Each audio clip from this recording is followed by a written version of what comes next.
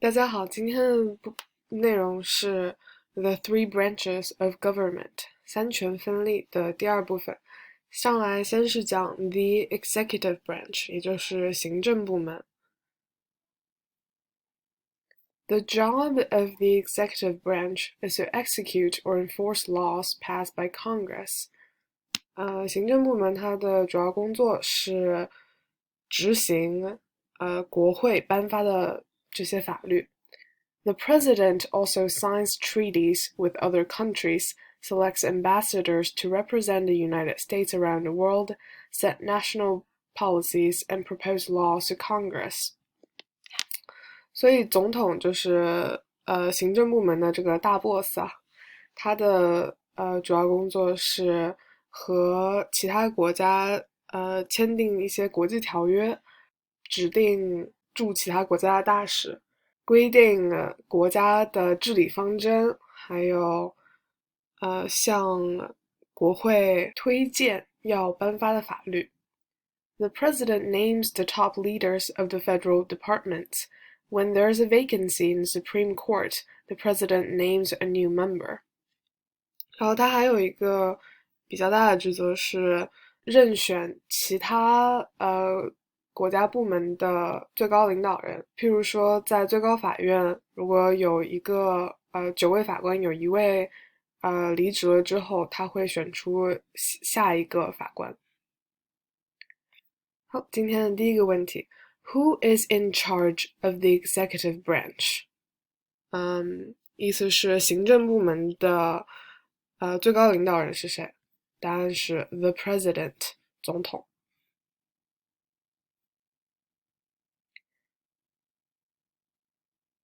Early American leaders thought the head of the British government, the king, had too much power. Because of this, they limited the powers of the head of the now new U.S. government. 最早在写宪法的时候，美国领导人觉得像英国这样的政治体系啊，就是他们的头头就是英国国王，他的权力确实太大了，所以呢，他们在写美国新宪法的时候呢，就刻意的限制了美国总统的力量。This is why the president has a 4-year term. Before 1951, there was no limit on the numbers of terms a president could serve. 这也是为什么美国总统只有4年的任期啊。然后1951年之前，总统是可以无限被成功推举的。With the 22nd Amendment, the president can only be elected to 2 terms, a total of 8 years. 在22条修正法案之后呢，才有了总统只能任期8年，也就是2次这样的规定。忘了个问题 ，We elect a president for how many years？ 总统的任期是多久？答案是 4 years 或者 4，就是4年。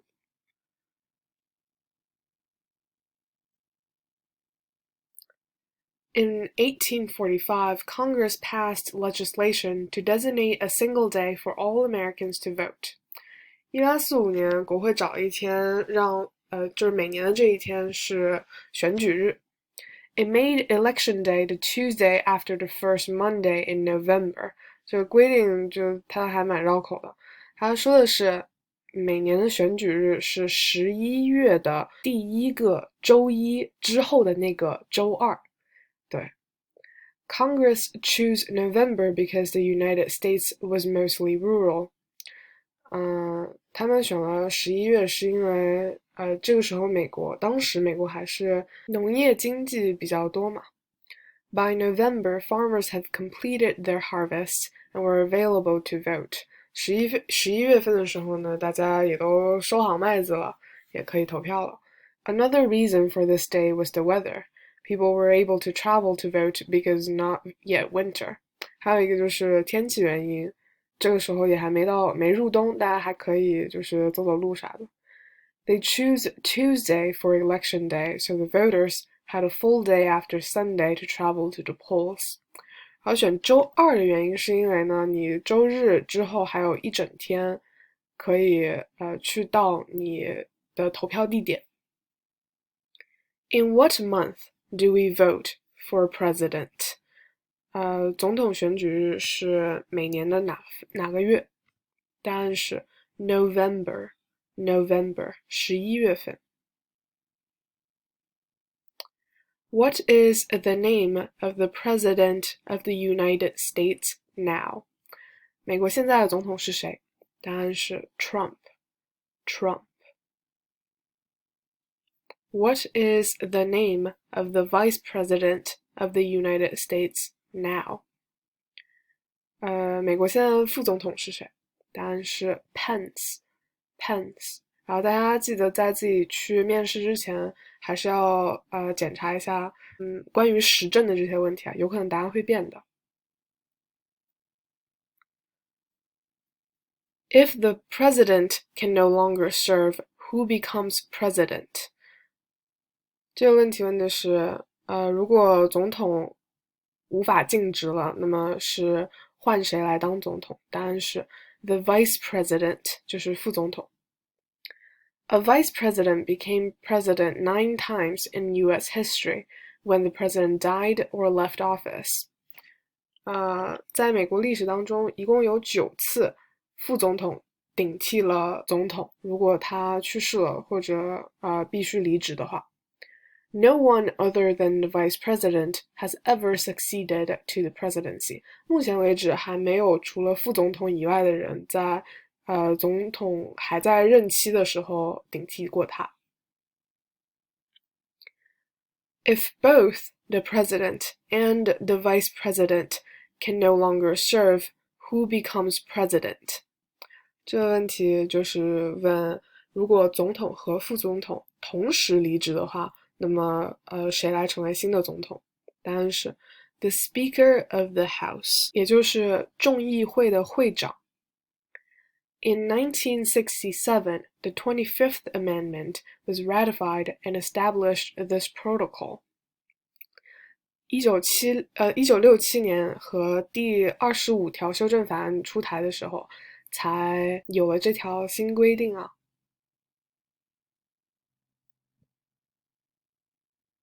Early American leaders made the president the commander-in-chief of the military because they wanted a civilian who was elected by the people, not a professional military leader.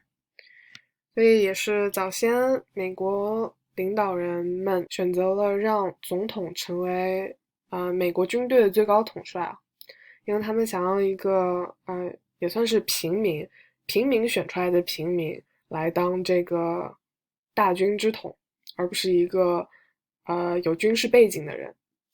The president commands the armed forces, but Congress has the power to pay for the armed forces and declare war.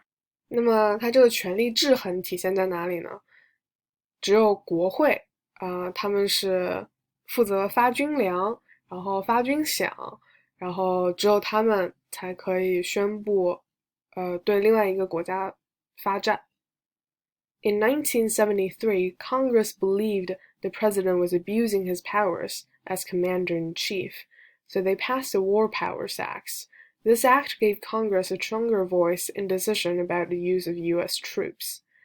1973年的时候呢，国会还是觉得确实总统在军事方面的力量太大了，所以他们也是过了一条法案，叫战时权利法案。这个法案也是给了国会更多的在军事管理方面的权利啊。Who is the commander-in-chief of the military? 但这里问题的答案还是 the president， 就是总统还是美国军队的统帅啊。Who is the commander-in-chief of the military? 美国军队的统帅是谁？ The president， 总统。The cabinet is made up of the vice president, the attorney general, and the leaders of the 15 executive departments. Cabinet 是指总统的内阁，然后是由副总统和其他16位各个行政部门的领导人组成的。They are nominated by the president. A majority of the Senate must approve the nominee. These leaders are called secretaries and advise the president. 他们是由总统命名的，但是同时也要由参议院半数及以上人同意才可以。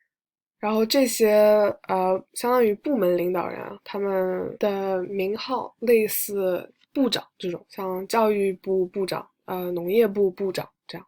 然后他们的主要职责是向总统进谏。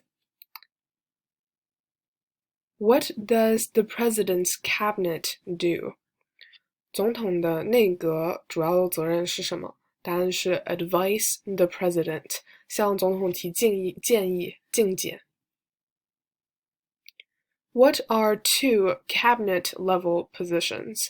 说出2个内阁的职位。这里他给的标准答案是 Secretary of State， 也就是国务卿 Secretary of State， 然后下一个是 Secretary of Education， 教育部部长。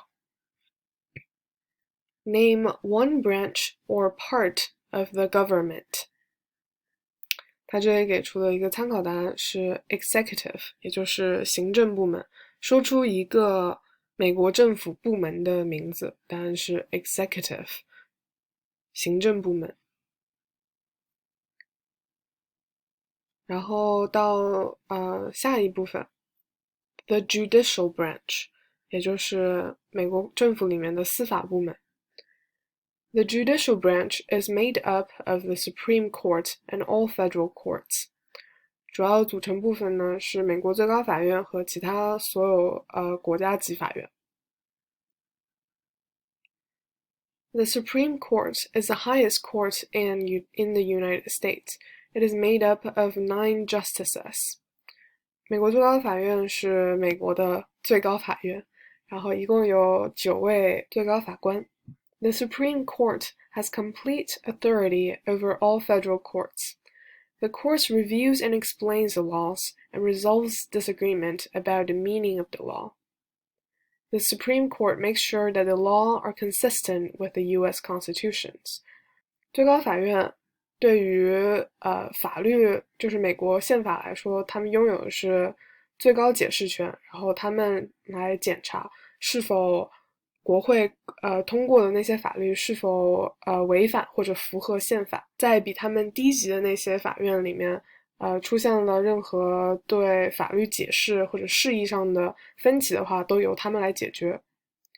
If a law is not consistent with the Constitution, the court can declare it unconstitutional and reject the law. 这也是权力平衡的一个展现啊，就是如果最高法院认定了国会刚刚通过的一个法律不符合宪法，是违宪的话，那么它可以驳回这个法律的。The Supreme Court rules on disagreements between states and makes the final decisions about all cases that have to do with federal laws and treaties. The Supreme Court also rules on significant and life-changing social and public policy issues that affect Americans. For example, the Supreme Court ruled on Brown versus Board of Education of Topeka, which ended racial segregation in schools. 还有一个是最高法院会审判那些代表民意转换的，还有代表社会变化那些案件。然后这里给出一个例子是 Brown versus Board of Education of Topeka， 这一个学校和教育方面的案件，然后之后终结了在学校里的任何种族隔离。John Roberts is the Chief Justice of the United States. He is the highest official in the judicial branch, but his votes carries the same weight as the other justices in ruling. John Roberts 是现在美国的司法部门的最高领导人啊，但是呢，他的话语权比别人多，但他的投票权和别人都是一样的，他也只有1票。What is the highest court in the United States? 美国的最高法院是，答案是 the Supreme Court， 就是最高法院。How many justices are on the Supreme Court？ 最高法院一共有多少位法官？答案是 9， 9个。Who is the Chief Justice of the United States？ 行政部门的最高领导人是谁？答案是 John Roberts。John Roberts。The Judicial Branch is made up of the Supreme Court and all federal courts。这个前面讲过啊，就是司法部门的构成。The roles of the three branches of government。接下来我们讲一下三权分立，他们各司其职，到底是什么样子？Legislative 就是立法，他们当然就是主要工作就是 make laws。Executive 行政，他们主要作用是签订法律啊，然后一票否决法律啊。Judicial 司法部门 decide if laws are constitutional 就是审计法律是否违宪。这里是讲 how a bill becomes a law。 bill 在中文里是法案的这个意思啊，然后law 才是真正的法律，也就是说一个法律是如何从一个可以说是一个想法到最后写成白纸黑字的。它是从左到右一个这样的发展方式啊，看一下能不能把这个放大一下。OK。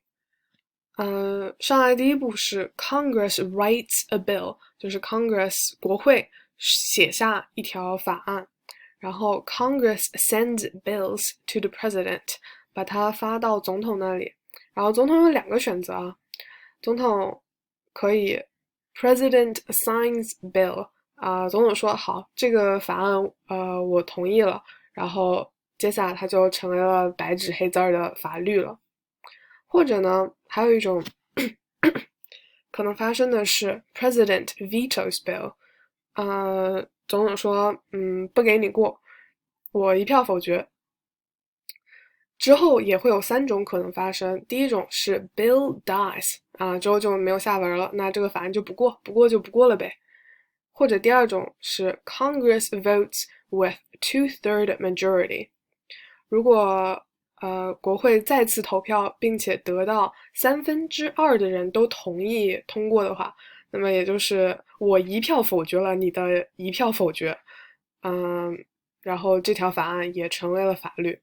或者呢，第三种可能发生的事情，总统说，我虽然给你一票否决了，但是呢，你如果改，我还给你过，好吧？所以 Congress rewrites bill。Congress 回家重新把这个法案又调整了一下 ，President signs bill， 然后总统说那好吧，给你过着，也就写成了法律。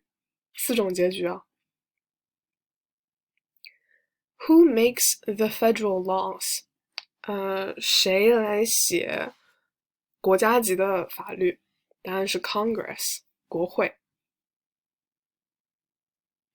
Who signs bills to become laws？ 谁给法案签字，让他们成为法律？答案是 the president， 总统。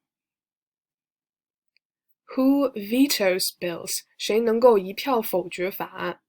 The president， 也是总统有这个权利啊。What does the Judicial Branch do？ 司法部门他们的主要职责是什么？答案是 reviews laws， 审核法律。好，今天的内容就到这里了，拜拜。